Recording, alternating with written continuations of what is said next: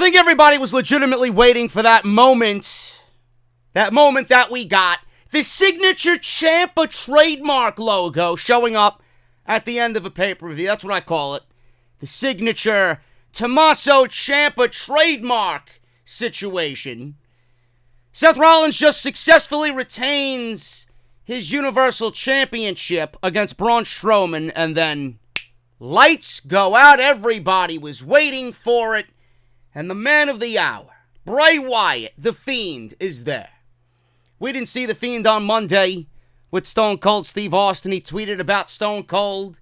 We didn't see The Fiend during Tuesday and The Undertaker's appearance. Everybody was correlating the last episode of the Firefly Funhouse to the debut of The Undertaker.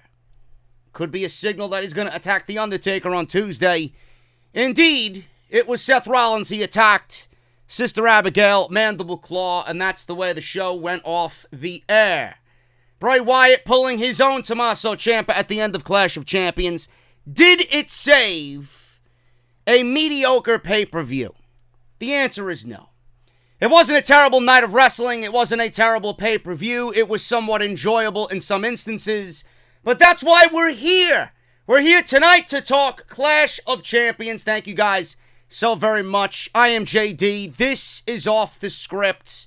Your one and only, and really your only Clash of Champions 2019 pay-per-view review that you really need right here on OTS. Thank you guys so much for joining me this evening. If you missed anything regarding Clash of Champions this weekend, I got 2 podcasts up. The flagship podcast every single weekend, Saturday and Sunday. Saturday we talked about the preview and predictions. Sunday we talked about Big Cass and him getting into an altercation with WWE producer Pat Buck at WrestlePro's event in Rahway, New Jersey, threatening Joey Janela. He was detained by the police, and then he was contemplating what people there were saying was self-harm. So make sure you guys go and check that out. I talk about it all, including Clash of Champions, on the podcast this weekend. Links for everything you need will be down below in the comment section. I would greatly appreciate your guys' support. Let's get those likes and those comments up on both of those videos. If you missed anything, again, go check it out. Follow me on social media. If you missed anything with the live tweeting, I don't know why you're not following me on social media, man. Seriously. At JD from NY206, I am at my best when I'm in the moment live, and you guys get the unfiltered, uncensored, in real time reactions to these shows at JD from NY206 on Twitter. Same thing with Instagram. Make sure you guys follow me on there as well. We are nearing 29,000 followers on Twitter and almost 8,000 followers on the IG. Thank you guys so very much for all of that. Make sure you guys hit that subscribe button down below as well. Let's get the channel up to 113,000 followers and subscribers right here on the channel. And make sure you hit the bell and turn on that bell for all notifications as well, so you guys are properly prepared for when I do upload and it goes right to your mobile device. Notifications go live every time I upload a video here on the channel. And if you guys want to support the podcast via Patreon as well, patreon.com/JD from NY206. Thank you guys for all the support on Patreon. And tonight's podcast, quickly, brought to you by Audible, my fine friends over at Audible, audibletrial.com/offthescript. Make sure you guys go and sign up. Use our unique link right there below, audibletrial.com/offthescript. You guys are going to get 30 days free of Audible service and 1 free audiobook of your choice. Man, audiobooks are awesome. Whether you guys are taking the train or the bus to work, whether you're taking the bus or the train home from work, whether you guys are doing chores around the house and you want to drown out the wife's nagging voice, or you want to shut up your screaming kid, or if you guys just want something to listen to on the car ride to Walmart, man, Audible's got you covered. You're going to get 30 days free and a free audiobook just for using our link. Over 200,000 choices to choose from, a lot of which are wrestling related. Even if you don't want a wrestling book, they got everything that you could possibly ask for on Audible. Best part is, if you sign up and feel like Audible's not for you, you guys can cancel anytime in the 30 days and keep your audiobook for free. Once again, guys, that's audibletrial.com/offthescript. Thank you guys so very much. Let's talk Clash of Champions 2019.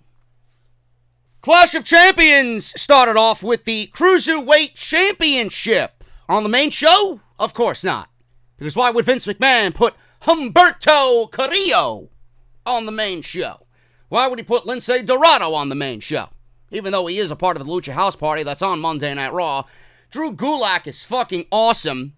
I would love to see a bigger role for Drew Gulak. I can honestly see Drew Gulak being that next guy in line from 205 Live to make the jump to Monday Night Raw and SmackDown Live like Cedric Alexander and Buddy Murphy and Mustafa Ali. I think he's too good not to.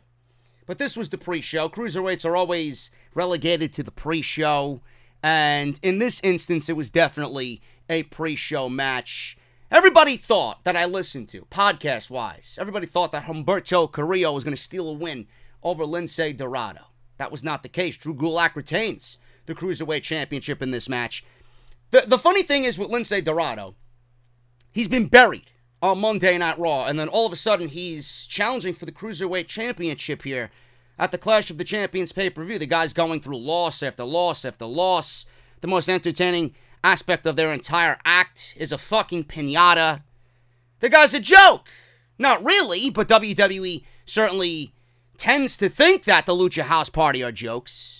These are three guys who definitely want out of their contracts. They're not difference makers. They could go anywhere. They're not really going to make a difference. WWE is going to try and re-sign all three of these guys, Metalik and Lince Dorado and Kalisto. Kalisto was just on Twitter a couple of weeks ago stating that he's got 10 months left on his contract. And then Graham Metalik said the same thing. Now, he deleted the tweet. He pulled the good old tweet and delete. But Braun Strowman seen it when he had tweeted it and said, adios, adios. Make sure you leave the taco sauce and the taco seasoning behind. We don't need you. Now, he didn't mention a lot about the taco seasoning, but Titus Catering has that covered, bro. Don't worry about that.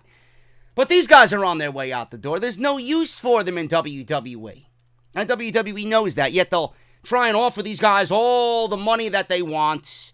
And sometimes it's not the money that they want or the money that they seek. They just want happiness. Can't imagine those guys being happy. But this Cruiserweight Championship match, basic triple threat, nothing special here. The last couple of Cruiserweight Championship matches that we've seen on the pre-show were a lot better. This was a very basic triple threat match.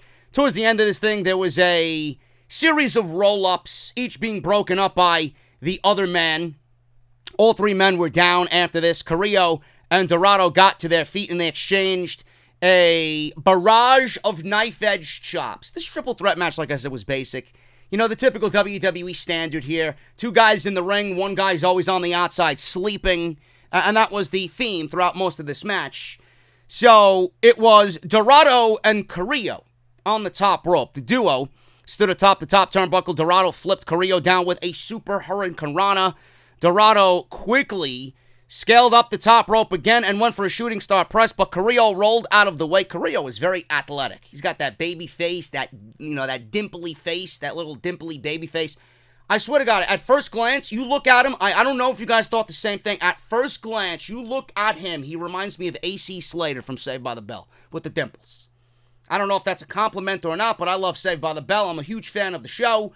I actually just finished watching again the entire season. There was only one season. I loved it. I don't know why anybody really didn't like it, or NBC didn't like it enough to renew it.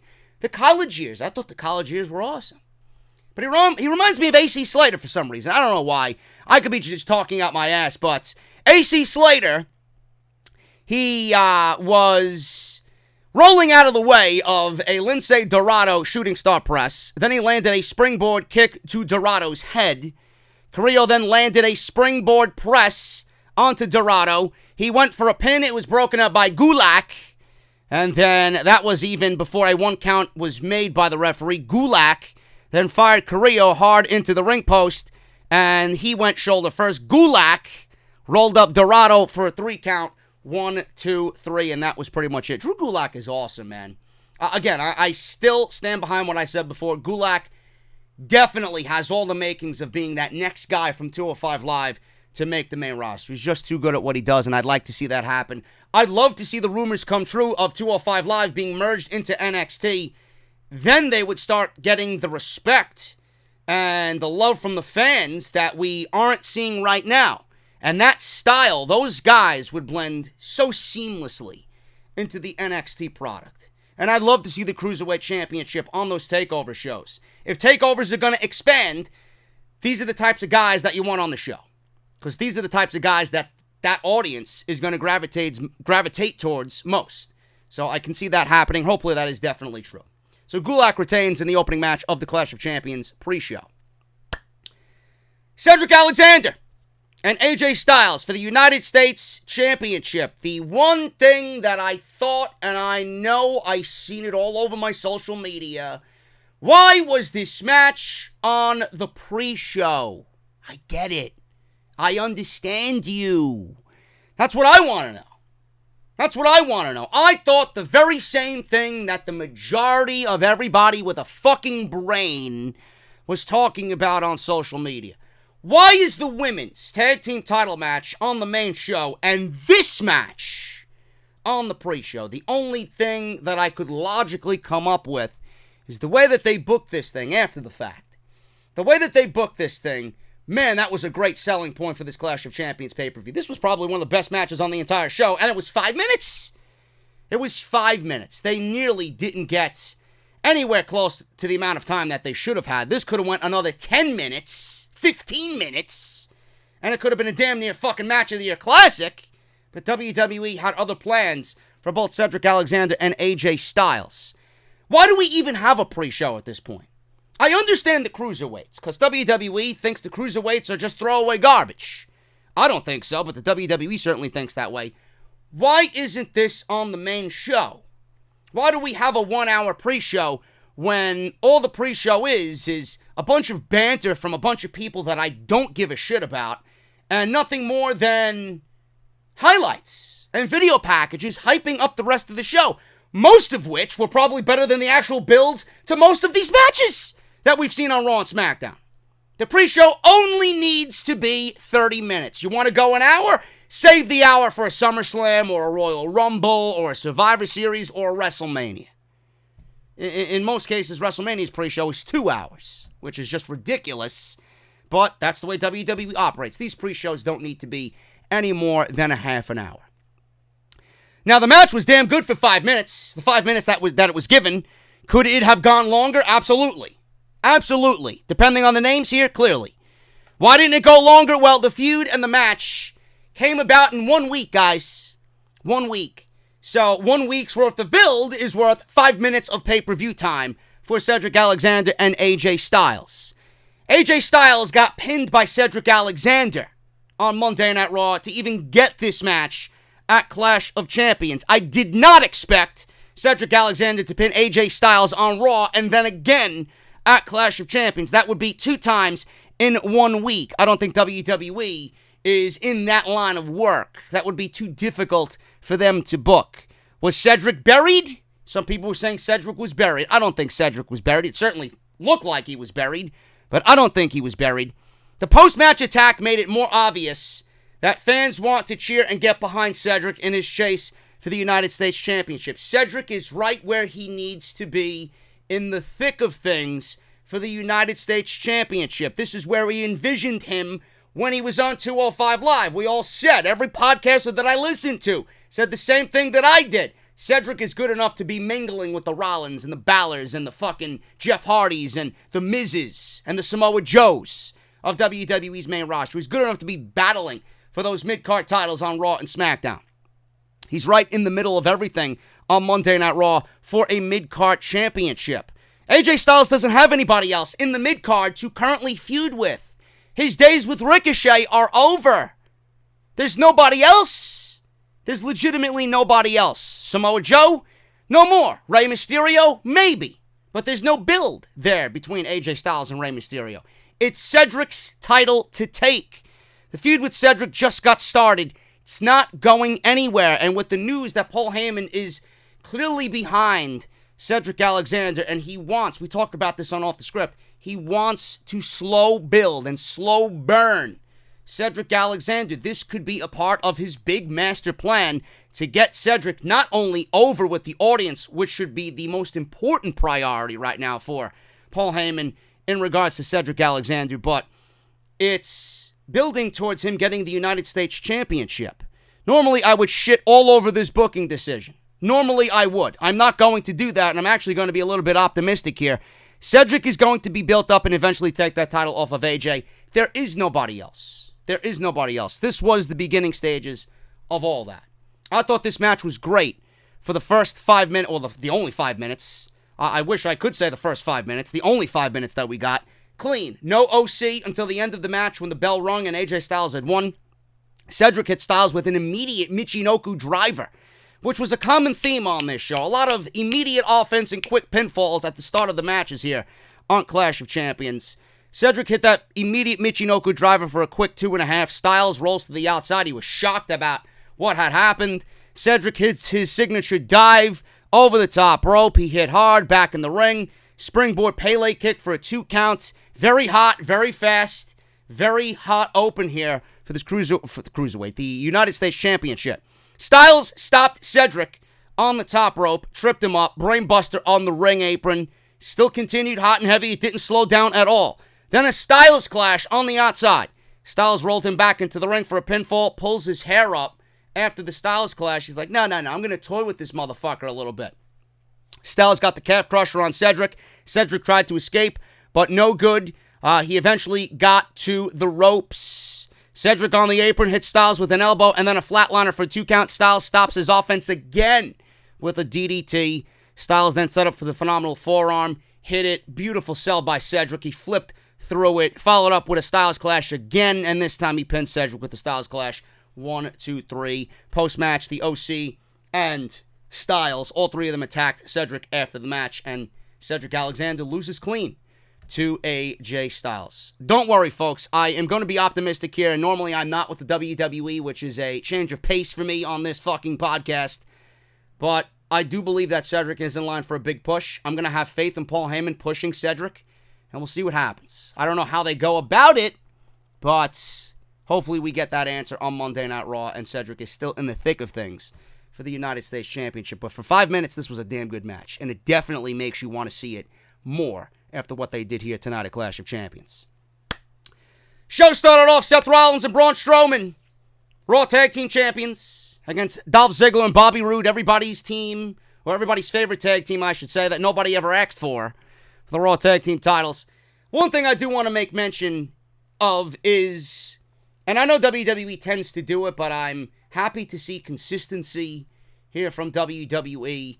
I love the fact that everybody's introduction was made after their ring entrances. They were standing in each corner, and either Greg Hamilton or Mike Rome did the introductions for everybody after the ring entrances were made. It's just something that I like for a title match. Like a one-on-one match on Monday Night Raw, I get it. You make the ring introductions during the ring entrances, but for the fact of the matter here for Clash of Champions, and every match is a championship match, I like the consistency of the ring introductions being made and giving it a big fight feel after the ring entrances. I don't know, man. I'm very picky with that type of shit, so it's one of those little things that I noticed, you know, the attention to detail that I usually focus on very heavily watching these shows. I did enjoy that, so I'm glad that they kept that consistency. Now, Bobby Roode and Dolph Ziggler use smart tag team wrestling here, folks. Believe it or not, they operate very well together. Bobby Roode is awesome. I loved Bobby Roode ever since he made his WWE debut as heel, dick, prick. I'm better than everybody, Bobby Roode, which I wish we would get back to seeing. And I seen some glimpses of that. I'm thinking back to Bobby Roode down in NXT and how he was such a great heel. And I'm seeing him in the ring in this match working Seth Rollins. And I'm like, man, that would be a great championship feud if they actually carried on with heel Bobby Roode in a singles role. But he's great. Dolph Ziggler, we all know Dolph Ziggler's great. He's boring as fucking, as a box of fucking crayons. Seriously, the guy's boring. But that doesn't mean he's not great at what he does. They work very well together. Smart tag team wrestling is something that I can appreciate. I complain about it every fucking week that we don't get enough of it. Some offense by Bobby Roode and Dolph Ziggler. Seth used a blockbuster on Roode, and almost and unrealistically, I hate this shit. I really do. After the blockbuster, I believe it was Roode it was Dolph. Dolph cut him off. He tried to make the hot tag to Braun Strowman, and he's there, like, fingertips away. Like, dude, really? Put some fucking extra oomph into making that tag. You're there, and it's like you're prohibiting yourself from actually reaching out further and making the tag. It comes so close, and I'm like, any normal fucking human being would be diving to reach that hot tag. He just lets Dolph Ziggler cut him off. I don't like instances like that, man. It really kind of ruins the realistic aspect of these tag team matches, and that's a WWE thing that I fucking always pick on. It's just so stupid. It looks silly. It looks silly, and it looks silly here. So he almost made the tag, but did not. Dolph cut him off. Seth reversed a DDT into a Falcon Arrow on Dolph Ziggler. Seth finally got the hot tag on Braun Strowman. Braun Strowman is a great hot tag. I love the hot tag in tag team wrestling. Every time it's made with somebody that the crowd legitimately gives a shit about, it's one of the most exciting moments in all of wrestling. I love this here. Braun went on a flurry of offense against Roode and Ziggler. He did his lap around the ring, shoulder blocking Roode and Ziggler at ringside. And this is where things again got silly. Braun continued to run into Dolph, not once, not twice, but 4 different fucking times, folks. If someone like Braun Strowman is running at you, and I purposely put this in my notes, if Braun Strowman is running at you and shoulder tapped you once, then twice, then 3 times, wouldn't you get it by the 4th time to fucking move out of the way? I mean, really. This is why Dolph Ziggler's a fucking dummy. This is why nobody respects and appreciates Dolph Ziggler. We all shit on Dolph Ziggler. Shit like that irks the shit out of me, man. He moved out of the way on the 4th one, and Braun shoulder blocked the ring post. He dove into the ring post. Ziggler then raked Braun's eyes to escape a potential power slam. Braun went shoulder first into the ring post, like I said. Braun blocked a glorious DDT. Roode went for a glorious DDT. Now, I would have loved to see that glorious DDT on Braun Strowman, but to no avail there. Seth tagged himself in with a kind of surprised look on Braun Strowman's face. I thought this is when the conflict between the two was going to happen. Seth blocked a glorious DDT attempt from behind. Seth then landed a dive through the ropes onto Ziggler. Then he went after Roode. Roode landed a spine buster. Roode went for a glorious DDT on Rollins. Braun entered illegally and charged at Roode, sending him into Seth. So Braun came in illegally, shoulder tackled Roode. Roode flew into Seth Rollins. Ziggler ducked a charging Seth, who flew over the top to the floor. Roode then gave Seth a glorious DDT, and Bobby Roode and Dolph Ziggler are your Raw Tag Team Champions. They pin the Universal Champion. Now, someone had to take the pinfall here. Everybody was expecting Braun Strowman to take the pinfall, but if the outcome at the end of the night was for Seth Rollins to pin Braun Strowman, I don't think WWE would want Braun Strowman pinned twice in one evening. So they opted to go with their Universal Champion being pinned, and at least they kind of covered it up with a miscue by Braun Strowman, who shoulder tackled Roode, who flew into Seth Rollins, which led to the glorious DDT in the end and gave Roode and Ziggler the Tag Team Championships of Monday Night Raw. I've never seen anyone lose as many matches as Dolph Ziggler has in 2019, and he still ends up a WWE Champion at the end of the evening. It's unbelievable. It's what our children should aspire to be, man. Seriously, go out there and be a fucking loser. You'll still be able to make the money and win championships even though you're labeled a big, fat fucking loser like Dolph Ziggler. Dolph Ziggler giving our children of the future some hope as they grow up. So, obviously, this set forth the conflict here. Braun Strowman was then asked by Charlie Caruso in the back what happened. Seth Rollins and Braun Strowman lost the Tag Team Championships. Braun Strowman says, I didn't lose the Tag Team Championships, but all I know is that Seth Rollins is going to lose his Universal Championship at the end of the evening, and he's going to walk out a double loser tonight. So that was pretty much it. Where do we go from here? Clearly, there's no more Tag Team Champions in Braun Strowman and Seth Rollins. The makeshift team, at least one of them, is no more. What do Roode and Ziggler do now? I would say feud them against the War Raiders. Seriously. I think those two teams could go out there and give us some damn good tag team action. Maybe. If WWE has a brain, maybe we'll see it. Bayley and Charlotte. This was for the SmackDown Live Women's Championship. This went on second. The Queen City. the Queen City Charlotte Flair. I've had multiple surgeries and I can't tell what I look like anymore. Charlotte Flair. Listen, I know how good Charlotte could be, but calm down on the greatest of all time talk. She's on her way to becoming the most heralded champion in her family. She's going to break her father's fictional record eventually. That's what WWE's building towards. Clearly, this is going to lead to a second match. With what happened here, it's going to lead to a second match at Hell in a Cell. But I'm tired of the Charlotte being the greatest of all time because she's got 9 reigns, 10 reigns, 11 reigns, however fucking many reigns it is. It's not about the amount of reigns that you have. It's what you do in those reigns. I said this on Off the Script. How many reigns does Charlotte have that is actually memorable? Do you remember? I don't.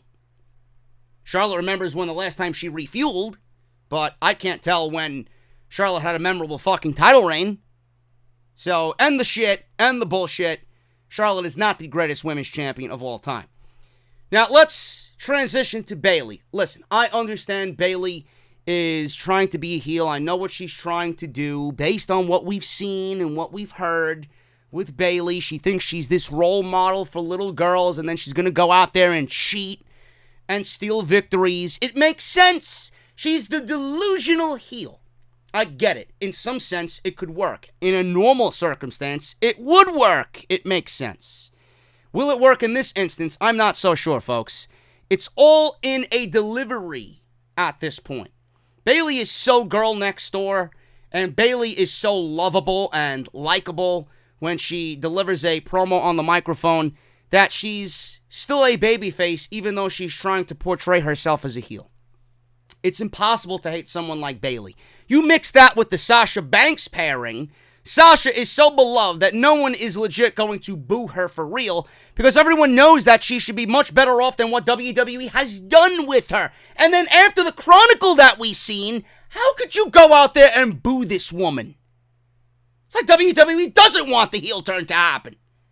Yes, I'm going to boo a woman who's fucking crying on national television in this documentary. I'm going to boo a woman as she's going over and reliving her marriage, right, to Mikaze. I'm going to boo this woman when she's standing there with her cute as fuck corgi.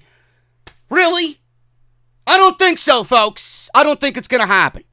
You mix Bayley and Sasha and this recipe together, and you're not going to have a complete heel turn in the traditional sense. It's always going to be the cool heel. It's always going to be Sasha's cool, and Bayley is now cool. Whether she's cool in your eyes or not, she's cool by association because she's with Sasha Banks.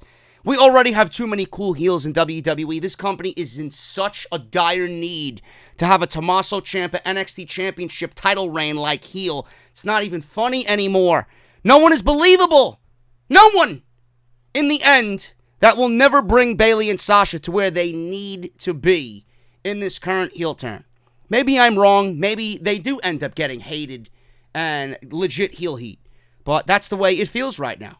And I'm not alone in thinking that. I think everybody that I associate with and everybody that listens to me is shaking their head in agreement right now. They're not traditional heels, and nor will they be. Because WWE has this issue where they want something to happen, in this case with Sasha, and it's just not going to happen. Respect is always going to trump what WWE has planned for a heel boss, Sasha Banks. Bayley came out with a black jacket, guys. That means she's heel. She added some black to her wardrobe. That means she's heel. She's turning to the dark side. This woman still comes out with the same theme, the same Bayley buddies, and WWE expects us to boo this woman. I don't give a shit. I still like Bayley the same way I liked Bayley 3 or 4 years ago. It's more than just being a sleazy heel. In her case, she needs to go further into the transformation. You need to see emo Bayley. And again, I don't think that's going to work because she's going to have the same delivery and the same tone on her promos. It's not going to work. Nobody's going to believe her. Now, Charlotte used the Cedric Alexander strategy here by going right for a quick offensive maneuver to try and win in the first 10 seconds. She landed a big boot at the bell and got a quick near fall. Bayley rolled to the outside in shock to escape Charlotte. Charlotte went after Bayley aggressively at ringside, throwing her into the barricade. Back in the ring, Charlotte went for a figure 4, Bayley countered with a roll-up. Charlotte took control again immediately and started aggressively attacking Bayley in the corner. The ref backed Charlotte away, which led him to turn his back on Bayley, who was laying in the bottom turnbuckle in the corner. She unhooked the turnbuckle pad to expose the steel, and when Bayley was down, Bayley pulled Charlotte into the lower turnbuckle, exposed steel. Charlotte nailed her face right on the exposed steel. Bayley went for the quick win, grabbed her belt, had the 3 count, and that was it.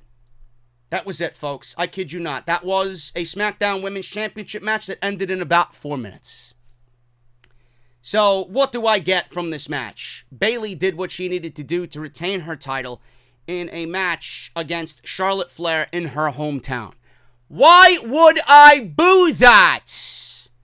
I can't boo that because I'm looking at Bayley. I'm looking at where she is in the arena that she's wrestling in, defending her title and the caliber of opponent that she has.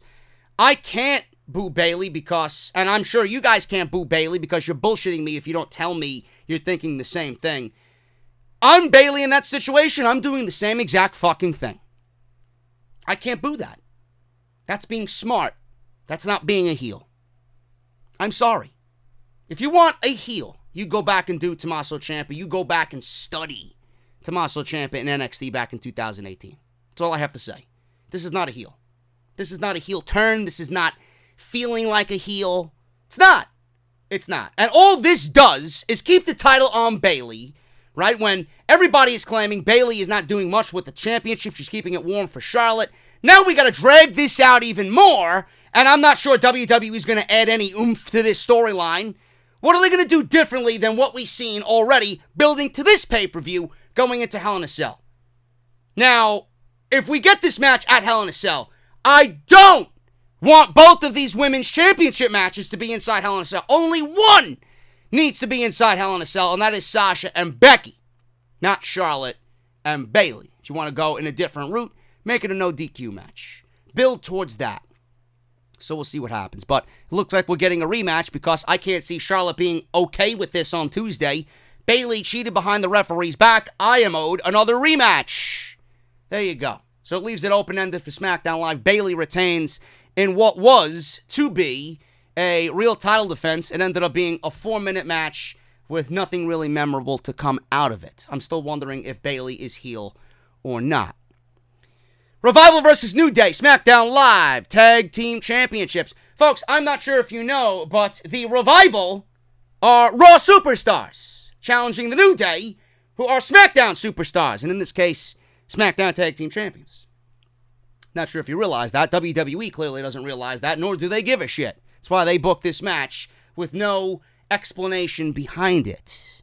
So I was actually looking forward to this match, even though we didn't get the New Day on TV all that much leading up to this match. It was pretty much the New Day being taken out by Randy Orton and the Revival week after week after week, methodically picking each one of them off, leaving Kofi Kingston to fend for himself, and Xavier Woods and Big E are back. Of course they are for Clash of Champions. New Day controlled the first couple of minutes of this match. Dawson then yanked Xavier off the ring apron. Typical Revival strategy there.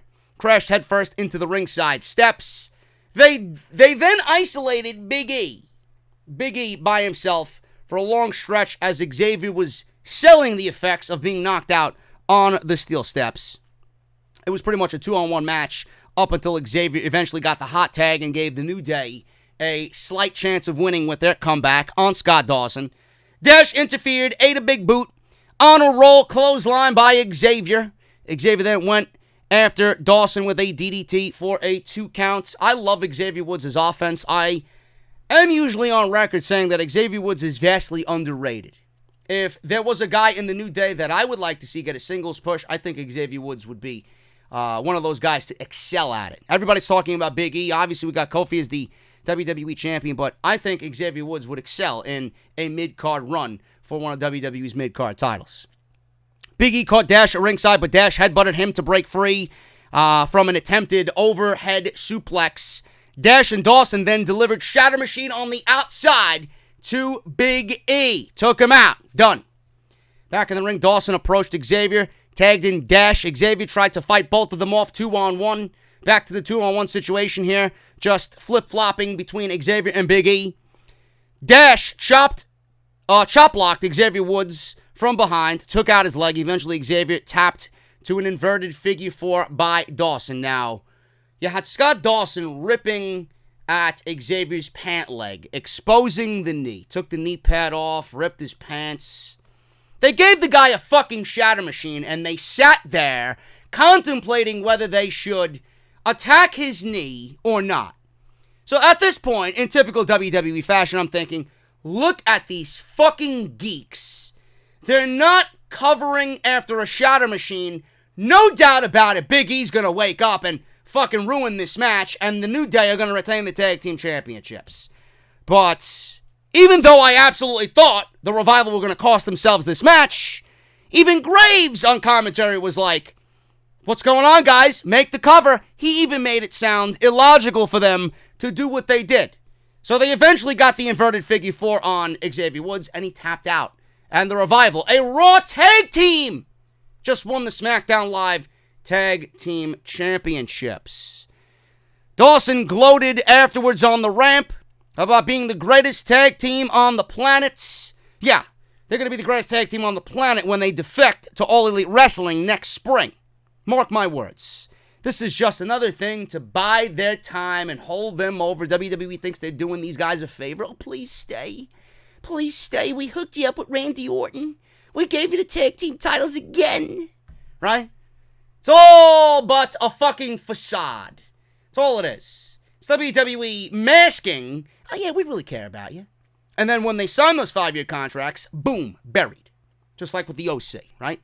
That's exactly what they did. They lull you into this false sense of security, and then they strike. Hey, you thought you were going to be the big honchos on Monday Night Raw. Now you're in a 5-year deal. Go fuck yourself. That's exactly what they're doing with the Revival, but I don't think it's going to work. So he gloated about them being the greatest tag team on the planet. He said they reduced Xavier and Big E to pancake batter. I'm more of a waffle guy myself. I enjoy a good pancake, but I enjoy waffles better. Please don't at me. I know most of you guys enjoy your pancakes. I enjoy a nice Belgian waffle. That's me. He says, consider yourself revived. Now, only if they could revive Monday Night Raw from being a fucking shit show every Monday. Then we're talking business. Dash said old school has finally quieted the old noise, so no more swiveling and all that other stuff. They then predicted that Randy Orton will beat Kofi Kingston later and extinguish the flame Kofi lit at WrestleMania. There you go. So they're a Raw tag team with the SmackDown Live Tag Team Championships. They obviously, WWE did this to keep the alliance between Randy Orton and the Revival alive. Now, if the Revival didn't win here and Orton didn't win his match, or better yet, let me rephrase that. If the Revival lost here and Orton had won the WWE Championship, why would Randy Orton want to associate with losers in the Revival? So the Revival won and Orton didn't, because the Revival needs Randy Orton, not the other way around. So, by that aspect, I could see them doing this outcome in itself. And with the draft coming up, I could certainly see them drafting now. Hopefully they make sense of it. Hopefully they do mention that they're a fucking Raw tag team. That the Revival get drafted to SmackDown Live over for Monday Night Raw and just tie up these loose ends that you know I'm going to be fucking bitching about, because I am someone who pays attention most of the time to the little idiosyncrasies and the little details. They're a fucking Raw team. Why are they winning the SmackDown Live Tag Team Championships? I don't get it. So hopefully all this shit is covered up in the draft that was announced on October 11th on SmackDown Live. That's a Friday, by the way, folks. And it will continue on into October 14th on Monday Night Raw. And I'm assuming it will be one of those kind of half-hearted drafts over the Saturday and Sunday weekend. That weekend, maybe we'll get a move here and there done on WWE.com like we used to see in the past. But whatever, man. Dash and Dawson, another out of fear they will sign when their contracts are up tag team title reign for the Revival. We go from one tag team title match to one I don't give a shit about. Alexa Bliss and Nikki Cross versus Mandy Rose and Sonya Deville for the women's tag team titles. If both teams, by the way, have to come out This is the first thing I thought of. If both teams have to come out with a mashup mix of their individual theme songs, how is one viewer supposed to take them as a serious tag team? I don't understand it. You know, I understand maybe coming out with just Alexa Bliss's song because she's the star of the team there. But Mandy Rose and Sonya Deville, is it really necessary to have them come out to a mashup of theme songs? It makes it look like they're a makeshift tag team. Same thing happened with Kairi Sane and Asuka. I mean, get these fucking women original theme songs. They don't look or feel like legit tag teams. This is why I would fucking burn the leather that these tag team titles are made on. So just as the match started, this was a bathroom break match of epic proportions, by the way. I will give this match no credit whatsoever. But just as the match started, Mandy Rose and Alexa Bliss are in there. Very sloppy work between these two women. They have terrible chemistry together. I don't know if it was just an off night for Mandy Rose, but one could assume that it's mostly Alexa Bliss who can't fucking wrestle at all. So I'm going to blame this on Alexa like I always do. Mandy Rose is actually far superior in the ring than Alexa Bliss is. Terrible chemistry together. R-Truth and Carmella and all the mid-carders ran into deliver yet another circus of a segment for the 24/7 title. Now, if you're going to book this shit in the middle of a match, and in the middle of a title match nonetheless, you really must not care about the match at all or the titles that are being defended in the current match that's happening on TV right now. It's always the same shit.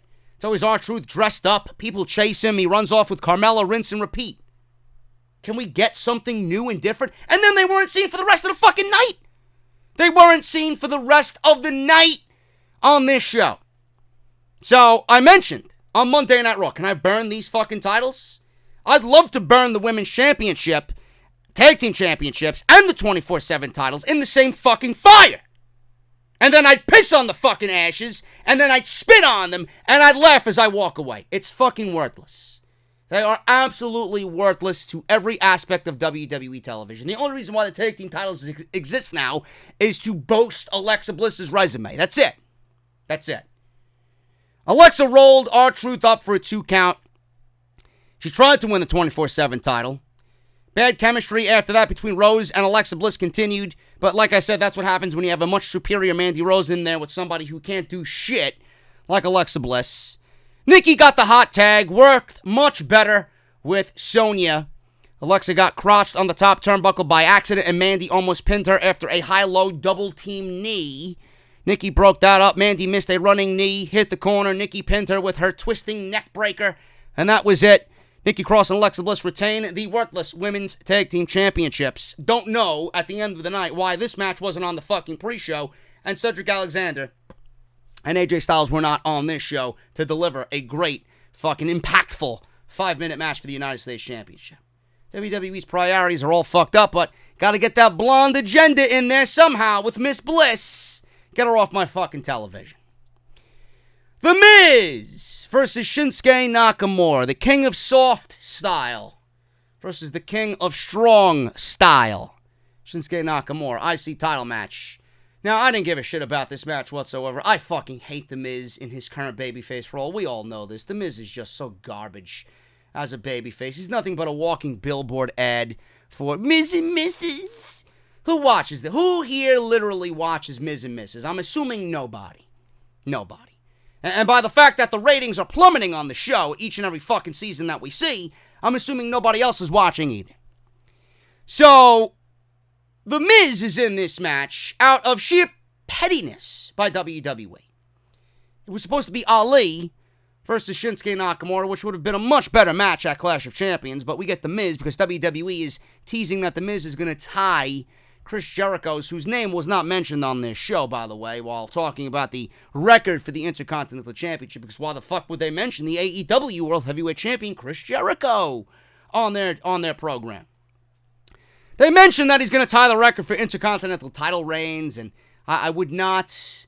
You know, how many reigns did The Miz have that were memorable with the Intercontinental Championship? The only one I could think of is the one that he feuded Dolph Ziggler with, you know, in 2016. When they were carrying SmackDown Live. That's the only one I can remember that's fucking memorable. Seriously. Shoot me that I don't remember a memorable Miz title reign with the Intercontinental Championship. It's fucking garbage. He's not an impactful guy.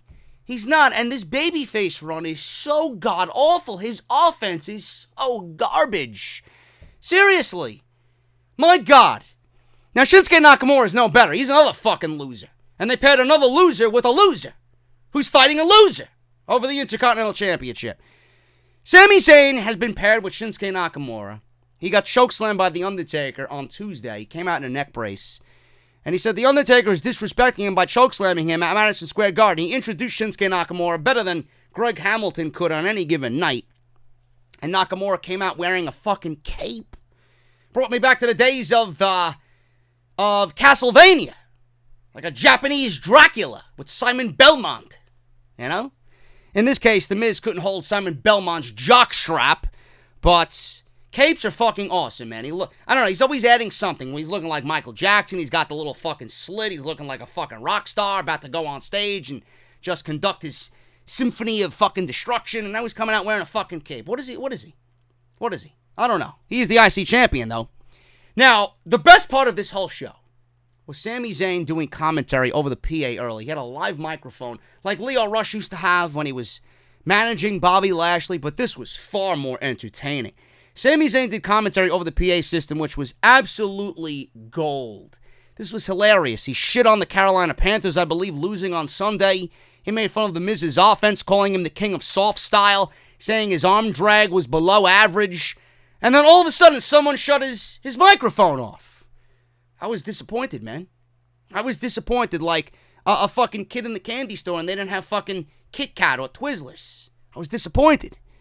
This was legitimately the best part of the show for me up until this point. Sami Zayn is fucking incredible on the microphone and has developed into one of the best to legitimately get heel heat on WWE. I was a little taken back. I got my fucking Discord chat going off here on my fucking iPad, so I lost train of thought for a second. Sami Zayn is one of those guys, very few and far between on this main roster, that actually get legit heel heat in his role. He's a fucking heel, and people legit hate on him when he speaks. That's what I like to see. You can't teach that, folks. It just comes from within. Sami Zayn's got it. Miz grabbed Sami's mic at this point, threw it across the arena, which is when Nakamura took over with one of his signature kicks. Nakamura worked over Miz's arm, while Miz weakened the knee in hopes for a future figure four later on. Shinsuke used a snap German suplex while the Miz was sitting on the ropes, which is a nice move. It's a very attractive move that Shinsuke Nakamura has added to his arsenal. Now, Miz sidestepped a Kinshasa and slapped on the figure four. Crowd really got into this at this point. Nakamura got to the ropes. Sami Zayn distracted the Miz, so Nakamura hit the Kinshasa, but Miz kicked out of Nakamura's finishing move. Nakamura then went for a second time, but Miz blocked it and hit a skull-crushing finale. At this point, I thought it was over, but Sami Zayn jumped on the ring apron to prevent the cover. Miz then, like a fucking geek. What a fucking geek the Miz is. Why would I want to see him again get another shot after he, like an idiot, ruined his chances here? He chased Sami Zayn around. He turned his back on the fucking guy he's trying to beat for the IC title. He ran around the ring chasing Sami Zayn like a clown, and he got caught with the Kinshasa and landed face first into the steel post after he got hit with said Kinshasa. Nakamura hit another in the ring, and he retained the Intercontinental title. So The Miz, what do we learn about The Miz, folks? Not only is his offense terrible, not only is he a terrible babyface, not only is he part of a terrible reality show, he's a fucking geek who ruined his chances at the Intercontinental Championship, but then WWE will play it up that Sami Zayn interfered, and we'll get another fucking rematch over this dead title in this dead feud at Hell in a Cell. Color me fucking excited. I can't wait. Becky Lynch and Sasha Banks. Finally, something with substance here. This was the best match of the night. By far was this the best match of the night. I want to tell you something right here, right now. I understand. Don't yell at me, you fucking geeks. I know. Becky Lynch was given Lacey Evans after WrestleMania. There's not much Becky Lynch, no matter how great she is. There's nothing Becky Lynch could do to salvage WWE's god-awful plans with Lacey Evans. That feud was god-awful. Then they paired her with her boyfriend, the now fiancé, Seth Rollins, which became even more cringe. And Baron Corbin was involved. It was a fucking mess. Coming out of WrestleMania, they ruined and stifled this woman's momentum so badly that people were blasting Becky Lynch on social media. People were claiming they want the title off of Becky Lynch in typical fashion. The fans of social media, the fans on social media were so hot and cold. You know, they want something to happen and then they want something else immediately, all because of shoddy booking. Now, there's not much Becky Lynch could do with Lacey Evans. There's not much WWE could have given Becky Lynch in that instance on Monday Night Raw. There was nobody that was ever going to fill the role of Ronda Rousey and Charlotte leading into WrestleMania. Then Sasha Banks happened. Sasha Banks, one of the best women's wrestlers on the planet. Probably one of the best women's wrestlers in the WWE. Probably the best women's wrestler in all WWE on the main roster, in my eyes. Came back, and things were amped up. And things were starting to feel very WrestleMania-esque once again. And that's exactly what I felt after this match. Yes, there wasn't much Becky Lynch could do with Lacey Evans. But my God, if you don't realize how valuable Sasha Banks is to this women's division after tonight, you are a clueless geek. Simple. Sasha Banks' value proved fucking unreal tonight at Clash of Champions. This was not only a big fight feel, this was the best that Becky Lynch has looked. This is the best the Raw Women's Championship has looked. And this was the best main roster women's match since WrestleMania. That's what Sasha Banks brings to not only Monday Night Raw, but the WWE in general. And I don't mean to stroke her fucking ego. I don't mean to stroke her husband's cock. I really don't. You know? But this is the fact. She is absolutely a necessity for this women's division. And I hope that WWE could really start getting behind these two women and bring the division to where it was and where it should be, quite honestly, coming out of WrestleMania. 5 months too late for this shit. 5 months too late. If Sasha was only booked this way all through her fucking 4 years, and she didn't have to step away because she was fucking depressed and she was being treated like shit. It's only so much that woman could take. Now she's back, she's healthy, she's happy, and we're getting exactly what we need for the women's title and the women's division. Her value to this brand is immeasurable. So I'm happy she's back based on that. Becky Lynch was over as usual. Sasha Banks was greeted with much indifference. There was some boos mixed with some cheers. Again, I don't think anybody wants to boo Sasha Banks legitimately. It definitely did have a big fight feel, which was a nice change of pace after what the title and Becky Lynch have been through since WrestleMania. Becky Lynch immediately slapped Sasha in the face as we started things off very hot. Becky back and forth with Sasha, tried for a disarm her, and Sasha rolled to the outside. People were booing Sasha. She was playing up to the crowd in a very heel-like fashion. Had her back turned and Becky did a basement dropkick through the ropes. Sasha landed face first on the mat. Back in the ring, Becky went up for a top rope leg drop and Sasha yanked her down and began her offense. Some kicks. Sasha again playing up to the crowd in a very heel-like fashion. Let's go Sasha and let's go Becky chants early on again. That 50-50 indifference. People love Becky. They're not going to boo Becky. But everybody, just as much as you love Becky, they love Sasha just as much, if not more. So there is not vast, but there's much indifference. Meanwhile, it should be heel versus babyface. It's not going to end up being that way because that respect is always going to outshine what WWE is going to do for Sasha in her current heel persona. So Sasha, with a quick pinfall attempt after a Meteora, Becky went for a Bexploder suplex, but Sasha knew what was coming. She had the one well scouted. Sasha used quite a few submissions here. Went to the ground, very submission-based style here early on. She got carried away with one up top as she sat perched on the top turnbuckle. She was wrenching back on Becky Lynch's arms. She then came off the top rope, and Becky caught her with a dropkick to the stomach. Slugfest between the two. Becky came back with a clothesline and eventually hit a Bexploder. More knees. Becky came off the ropes and Sasha caught her midair, I should say, with her arm in air in a bank statement. Very nice move. Crowd went crazy at this point. Becky got to her feet and delivered a Bexploder. Top rope leg drop, 2 count by Lynch only. Both women were up top. Sasha shoved Becky off. Sasha with a top rope Meteora, which looked beautiful, into a pin, only a 2 count. Becky barely kicked out of that top rope Meteora. Sasha then again gloating to the fans, tried to go for what I think was a Banks statement, and Becky got the disarmer on Sasha. Middle of the ring, Sasha shifted her weight to reach the ropes. Definitely a high point in the match that really got everybody up and on their feet. Really a pinnacle of the match. Becky came off the top rope with a missile dropkick, 2 count in the corner. Now Sasha delivers a backstabber into a bank statement, middle of the ring.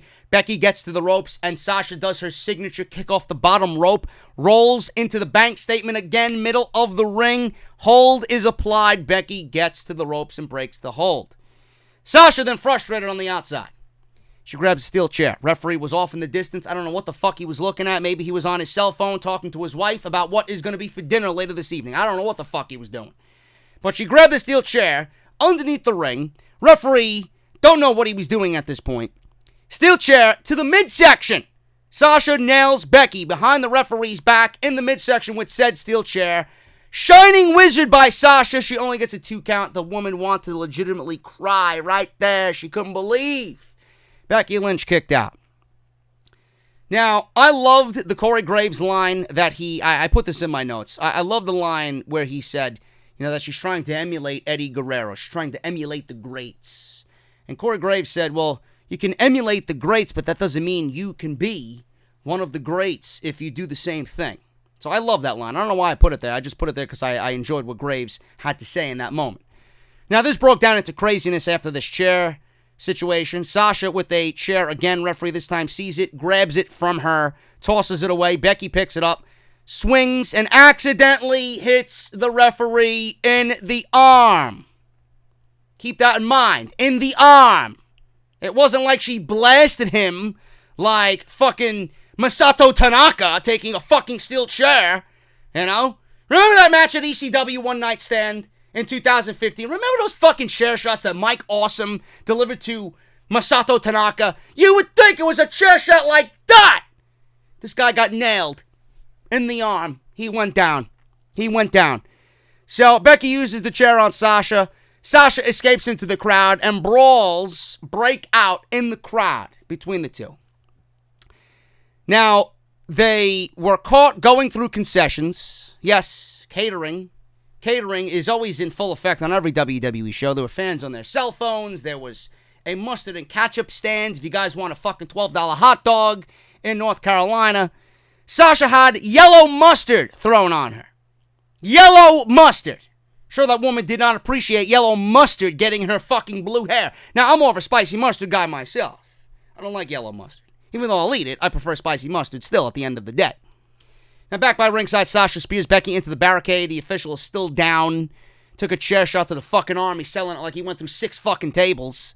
Sasha picks up the chair again. Becky kicks Sasha in the gut, uses the chair on Sasha several times.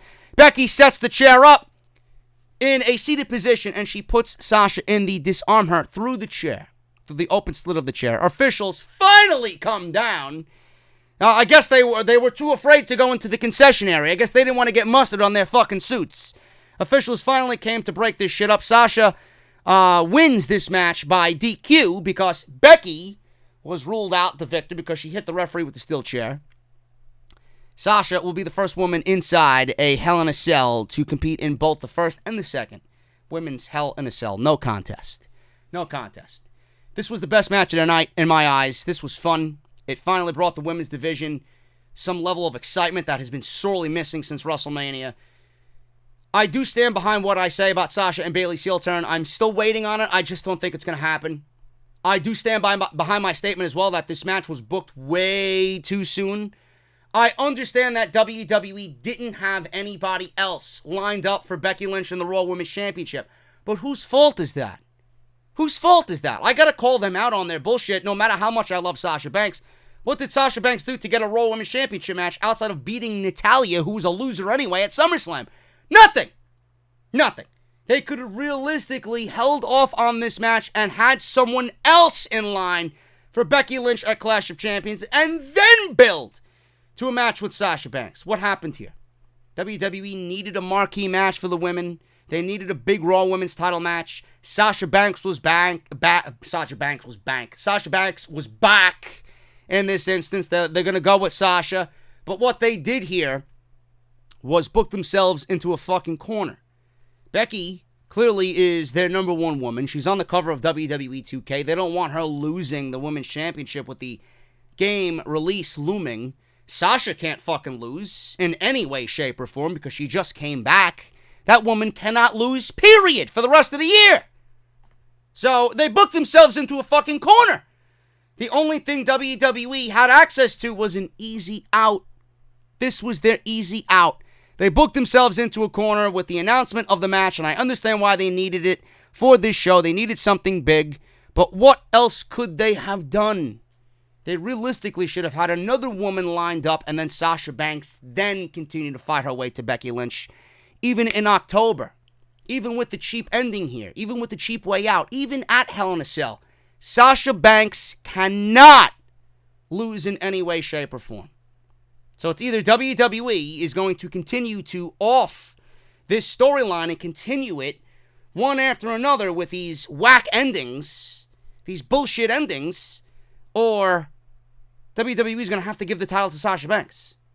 And I don't know why you wouldn't want to give the title to Sasha Banks, because Becky Lynch, it's not really going to harm Becky Lynch in any way. In fact, it might make her more over as a babyface, putting her in that chase role with Sasha Banks. And in some weird way, it could actually enhance Sasha Banks and push her further to that heel, where right now there's a lot of indifference because people want to boo, people want to cheer, but people don't know really what she is because of that level of respect that they still have for her. That's the way I see it. That's the way I see it. But I love this match. I thought it was the best match of the whole fucking night. And this was the match that needed to happen for the women's division because they have been suffering 1,000 fucking deaths during the entirety of the summer coming out of WrestleMania. This was great. And I can't wait to see what they do inside Hell in a Cell. Randy Orton versus Kofi Kingston for the WWE title. This is something that I wanted to be interested in. I love when Randy Orton's a dick. I love when Randy Orton is just the Viper. Kofi Kingston, to me, he is nearing his expiration date as WWE Champion. And I was hoping that WWE would take the title off of Kofi going into Friday Night SmackDown. Clearly, that's not the case. Kofi Kingston retains his WWE Championship in what I thought was a very lackluster match. I really thought this match was lackluster. Now, this was a lot better than what they did at SummerSlam, but I just could not get into it for whatever reason. I don't know what it is, man. You know, Kofi Kingston gave us a great match with Daniel Bryan, and I think that's the caliber of opponent that Daniel Bryan is. Randy Orton is not going to be flashy. Randy Orton's not going to be, pulling out all the big moves like Daniel Bryan does. There's no reason for him to. He doesn't need to. But man, oh man, Randy Orton wrestles the same fucking match every single time. It's slow and methodical, and it's just slowly paced, and then it maybe gives you a glimpse of picking up, and then it never does. Never does. Randy Orton is stuck in these mediocre matches, and I feel like he could bring it to that next level, but refuses to do so. And Kofi Kingston has not been lighting the world on fire either as WWE Champion. Maybe early in his run, but he hasn't been doing anything with that title lately. He's got these marquee opponents, and these matches are ending up being mediocre at best. Very forgettable. So why keep the title on him if WWE is going to continue booking him in this way, and it's not going to really be something that we're going to look back on as memorable as far as his title reign. Yeah, he's got a victory over Randy Orton. He got his victory back. He's now a big player because he beat Randy Orton clean. Great. Now, what do you do with him now? What do you do with him now? There's no one on SmackDown Live that is even built up for a WWE Championship run. Kevin Owens was that guy. What'd you do with him? He's now fired. They have no one on that show built up to take that spot as number one contender for Kofi Kingston's title. Randy Orton lost clean tonight. There's no reason why Randy Orton should even be in the conversation for the WWE Championship now. Unless everybody's prediction of Brock Lesnar being drafted to SmackDown Live and him being the guy to take the fucking title off of Kofi Kingston, then we're right back to square one. Fox gets their man. Fox gets the title on Brock Lesnar, and then he sits home till the Royal Rumble. I don't know. It's going to be very interesting, man. If WWE, you got to keep Survivor Series in mind. You really got to keep Survivor Series in mind. Because it's realistically going to be the same theme that we've seen for the last couple of years. It's going to be Raw versus SmackDown.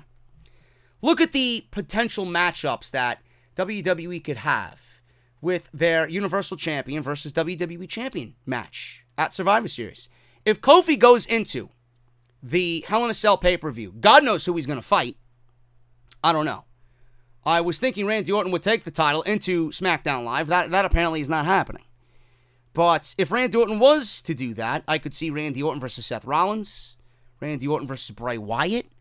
That's a nice little backstory there, right? Randy Orton took the title from Bray Wyatt at WrestleMania a couple of years back. Bray Wyatt could get his revenge over Randy Orton and kind of heal that situation there with Randy Orton. Hurt him and then heal him. That was one option. Now, Kofi Kingston as the WWE Champion, it looks like he's going into Hell in a Cell as the WWE Champion, unless they take the title off of him on SmackDown Live. I don't see them doing that, but it's certainly a possibility. Kofi Kingston versus Seth Rollins, we've seen it already. So it's not really new and fresh. Doesn't really fit into the theme of Survivor Series if we've seen it on fucking Monday Night Raw.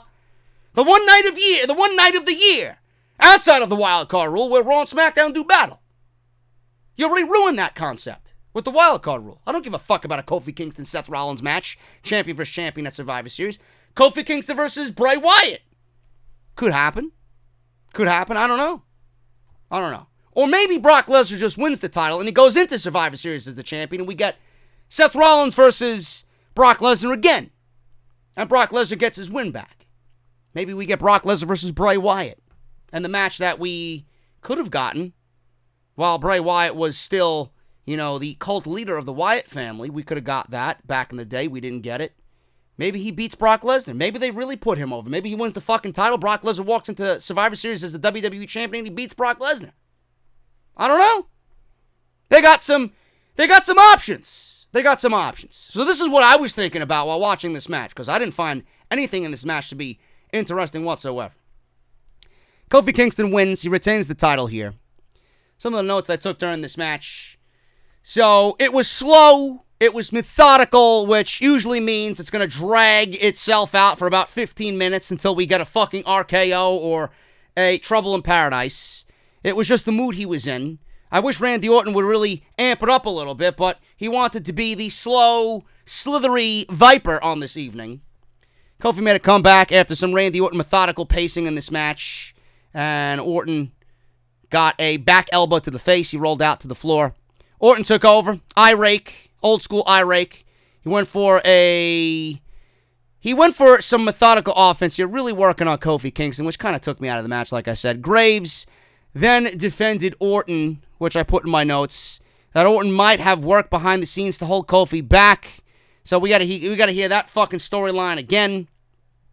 Orton yanked on Kofi's hair to snap him over the top rope. Orton rammed Kofi headfirst into the ringside table twice.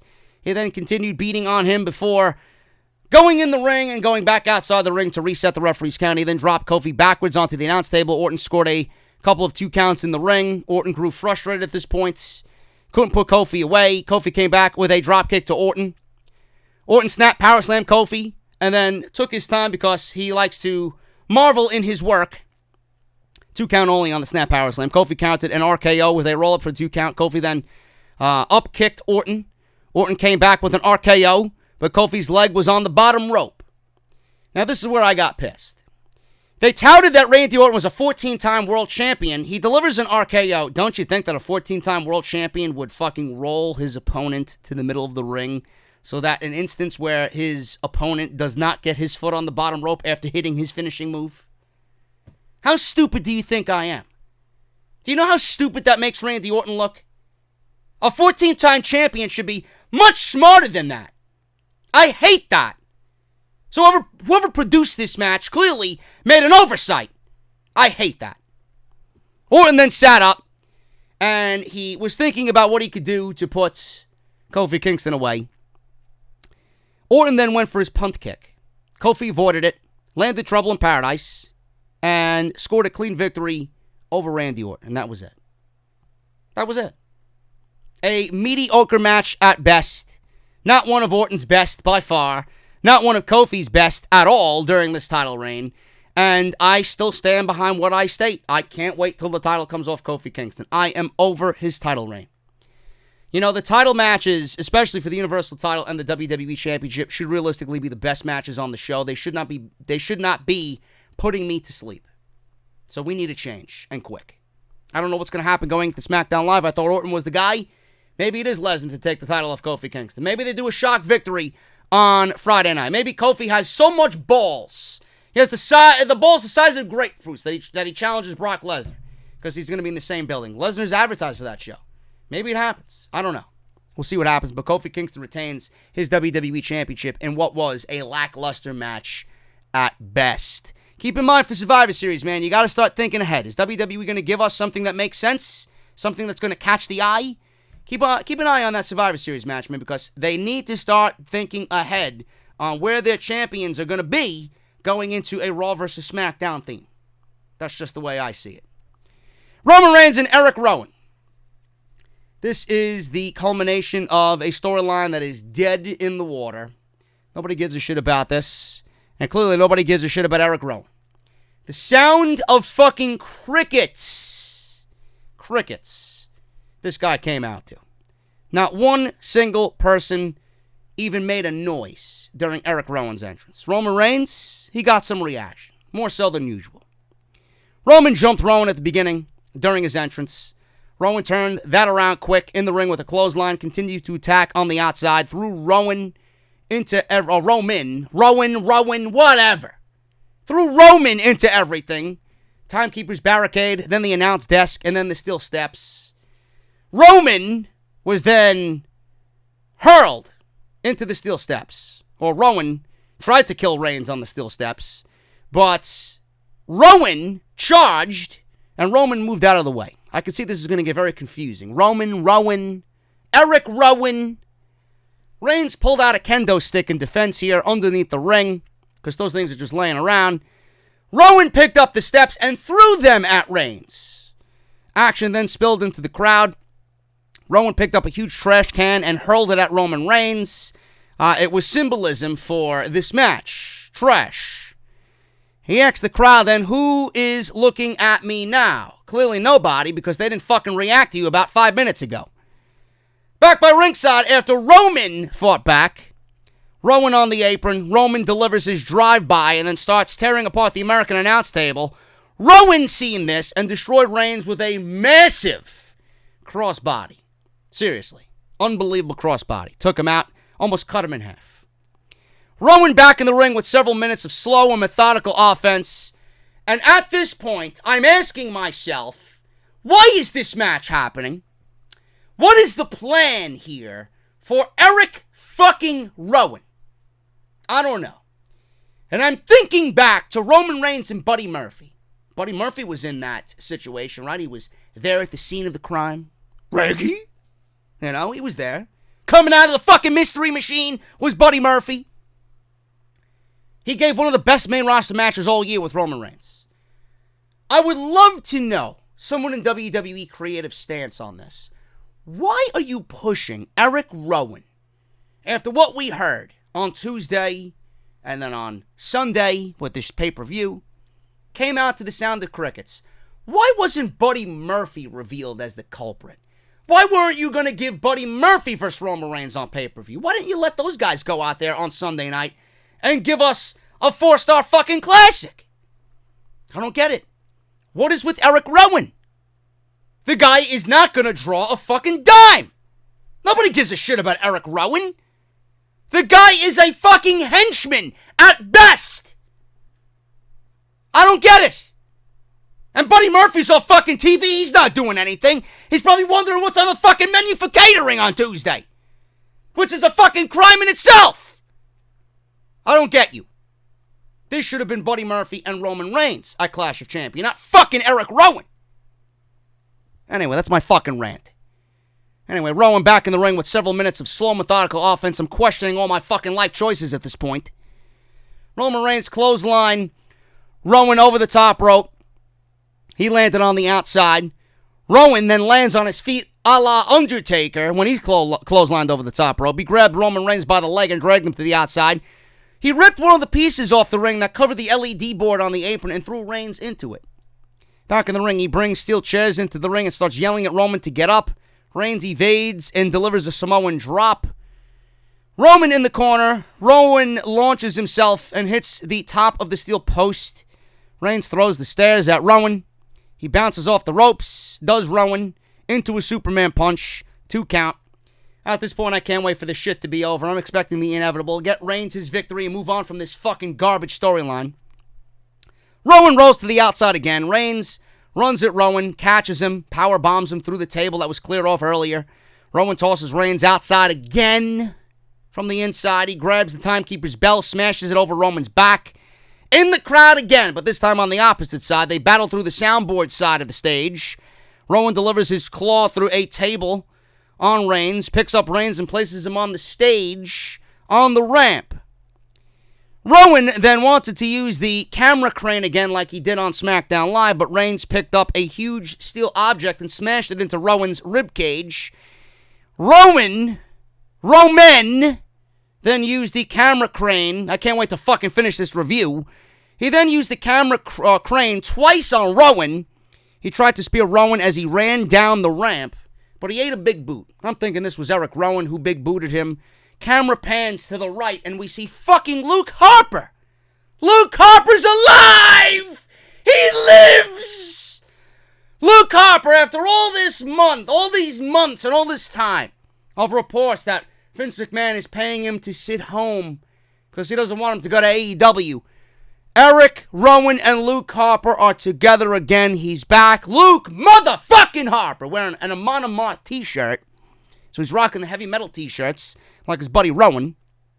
He's back. Rowan then wins with the help of Harper. Double team moves. Harper clotheslines Roman into oblivion. Then we get Rowan doing a huge claw in the middle of the ring. And the Bludgeon Brothers are back together. I don't know if they're going to be the Bludgeon Brothers, but clearly, Rowan is now standing tall with the culprit. I guess we found out who the fucking forklift driver was. Finally! Hopefully that's revealed on Tuesday, but outside of Luke Harper making his illustrious return here, this was not entertaining whatsoever. In fact, I enjoyed what they did on Tuesday more than what they did here at Clash of Champions. Where do we go from here? I don't know. Nor do I care.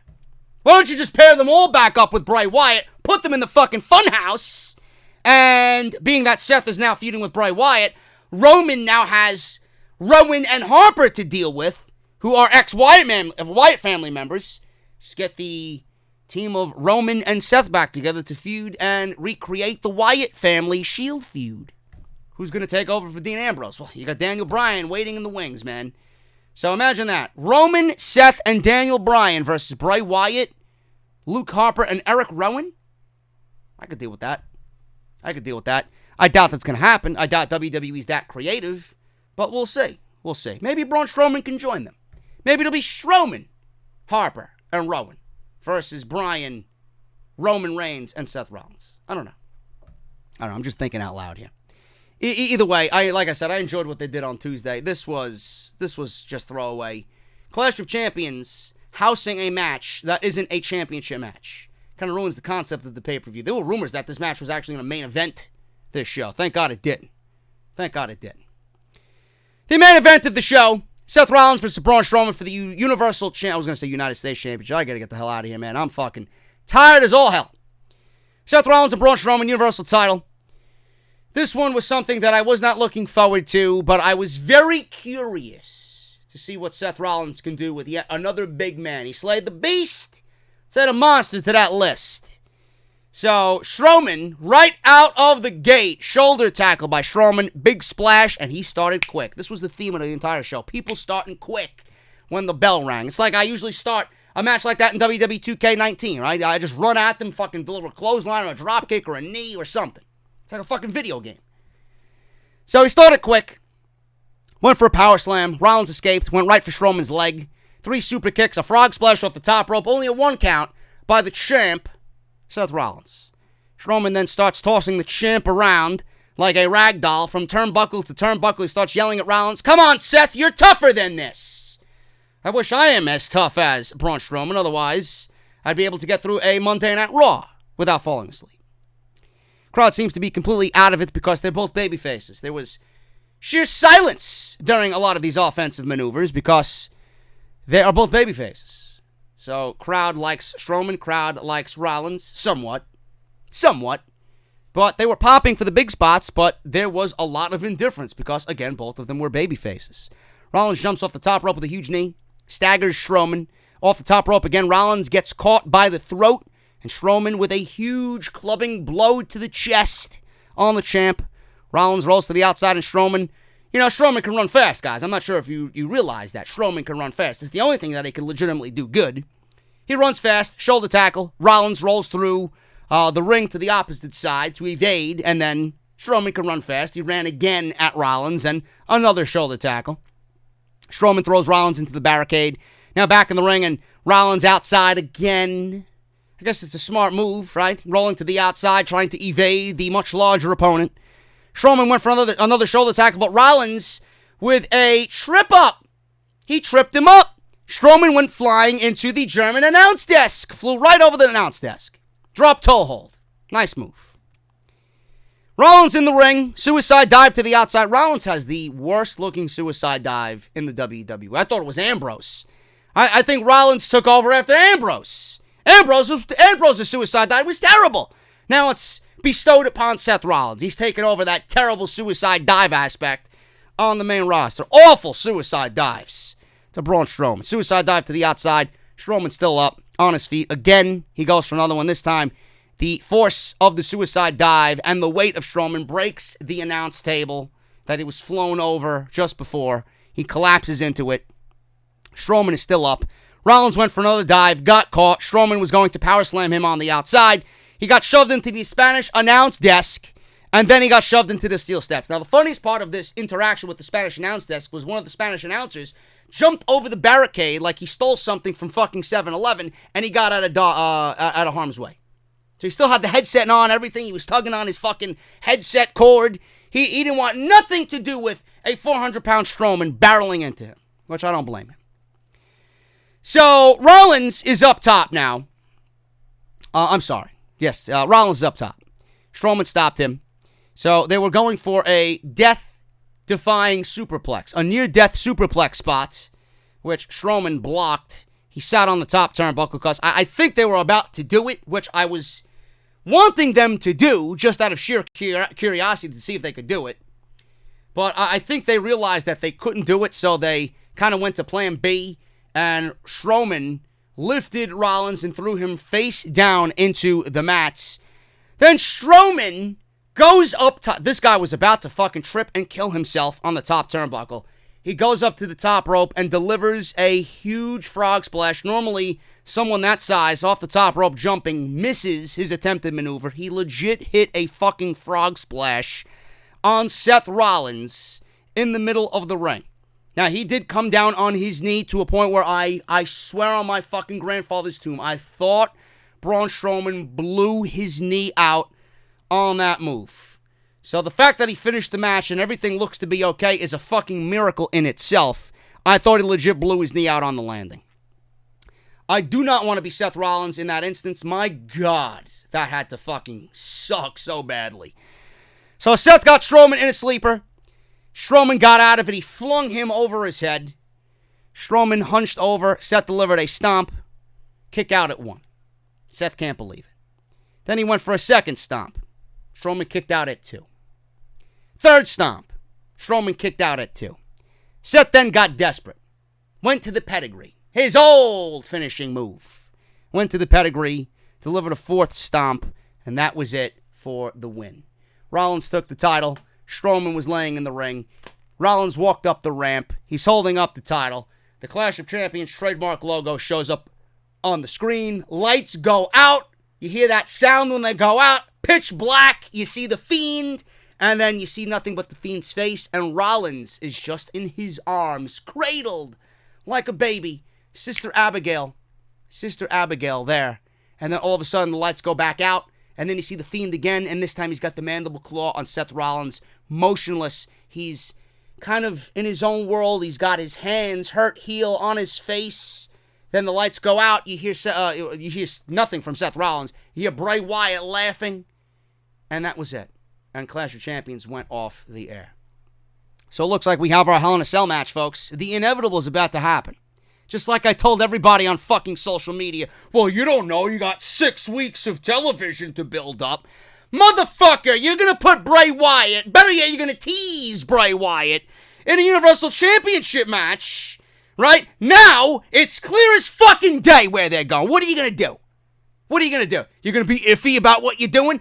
Motherfucker, they just gave you a predictable outcome for Hell in a Cell. You're not putting this match together and giving me a fucking DQ ending. Bray Wyatt's in the Universal title match? That man is your new Universal Champion. Simple as that. Again, I was right. All it takes is some fucking thought and some logic. Braun Strowman. What do you do with Braun Strowman? He lost the tag team titles. He lost the Universal Championship clean as fucking day in the middle of the ring. If Braun Strowman is not joining with Luke Harper, Erick Rowan, and rejoining the Wyatt family, if we don't have some fucking Wyatt family reunion here, where does Braun Strowman go? Again!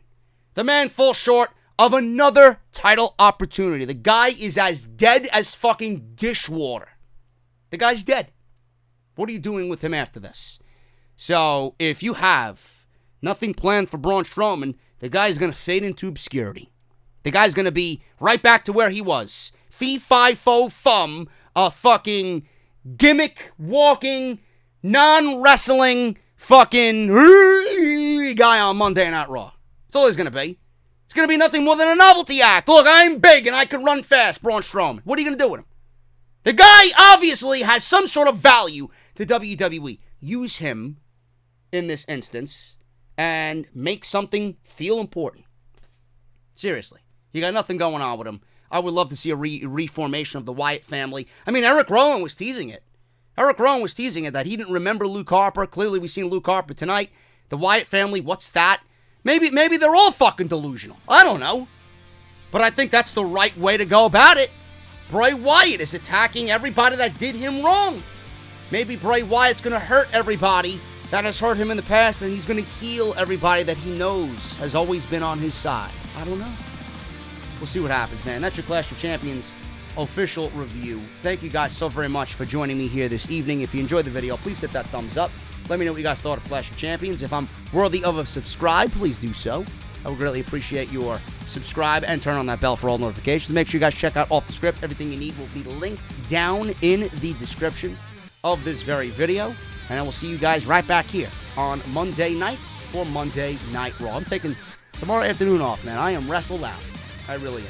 Clash of Champions wasn't bad, nothing memorable, but we got Bray Wyatt and Seth Rollins planned for Hell in a Cell. Should be fun.